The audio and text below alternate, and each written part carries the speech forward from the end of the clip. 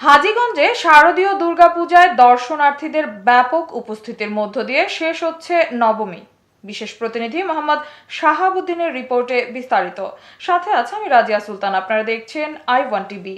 চাঁদপুরের হাজীগঞ্জে সনাতন ধর্মাবলম্বীদের সবচেয়ে বড় ধর্মীয় উৎসব শারদীয় দুর্গাপূজা উপলক্ষে শ্রী শ্রী রাজা লক্ষ্মীনারায়ণ জিউর আখড়া গিয়ে সনাতন ধর্মাবলম্বীদের সাথে কথা বললে তারা বলেন, আমাদের এবারের শারদীয় দুর্গাপূজা ব্যাপক উৎসাহ উদ্দীপনার মধ্য দিয়ে পালিত হচ্ছে। শারদীয় পূজার সার্বিক বিষয়ে হাজীগঞ্জ বাজার সংলগ্ন আখড়ায় অবস্থিত ত্রিনয়ন সংঘ কর্তৃক আয়োজিত পূজা মণ্ডপের সভাপতির দায়িত্বে থাকা গোপাল সাহার কাছে জানতে চাইলে তিনি বলেন, সবাইকে শারদীয় শুভেচ্ছা হাজীগঞ্জ ত্রিনয়নী পক্ষ থেকে।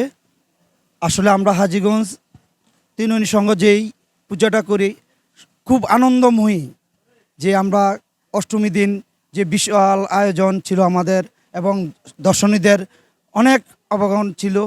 আশা করি আজকে আরও বিশাল হবে। তাই হাজীগঞ্জ ত্রিনয়নীর যে বিশেষ আকর্ষণ, প্রতি বছর আমরা একটা আকর্ষণ রাখে, সেই আকর্ষণটা এবার হইলো আমাদের থিম সমুদ্র বন্দন।